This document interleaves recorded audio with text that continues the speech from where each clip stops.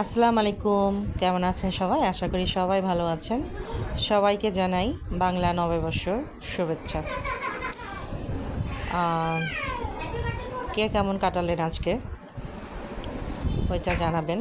আমি এত আছি, বাসায় আছি। তো সবাই আজকে পরিবারকে সময় দিন, মা বাবা ভাই বোন বাচ্চাদের সবাইকে সময় দিন। একটা মেয়ে যেমন তার শ্বশুরবাড়ি সবাইকে নিয়ে থাকে, তেমনি হাজব্যান্ডরাও চেষ্টা করবেন শ্বশুরবাড়ির সবাইকে নিয়ে একটু আনন্দ উপভোগ করতে। এটা কোনো খারাপ কিছু না। সবাই সবাইকে ভালো রাখার চেষ্টা করবেন, নতুন বছরটা যেন সবার ভালো যায়। তো দেখা গেছে আমরা ইংরেজি মানে এটা যেরকম পালন করি, বাংলা নববর্ষটা ওইভাবে হয়তো বা অনেকেই করে না, বাট আমাদের কিন্তু এইটাই করা উচিত, এই পয়লা বৈশাখটা।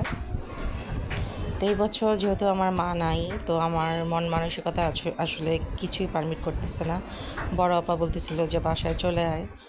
সকাল থেকে মার কথা খুব মনে পড়তেছে, ভাল লাগতেছে না আমার আমার আজকে আমি শুয়েই আছি, আমার কিচ্ছু করতে ইচ্ছা করতেছে না, শুধু মার কথা মনে পড়তেছে।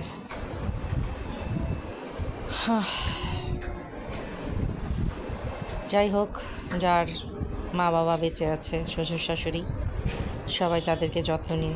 চলে গেলে তাদের নিয়ে শোক পালন করে লাভ নাই। আমার মা চলে গেছে, আমি বুঝতে পারতেছি আমার কেমন লাগতেছে। তাই বেঁচে থাকতে সবাই সবার যত্ন নিন, খেয়াল রাখুন। সবাই ভালো থাকেন। আজকে এ পর্যন্তই ছোট্ট একটা ভিডিও। সবাই ভালো থাকেন। শুভ নববর্ষ। আসসালামু আলাইকুম।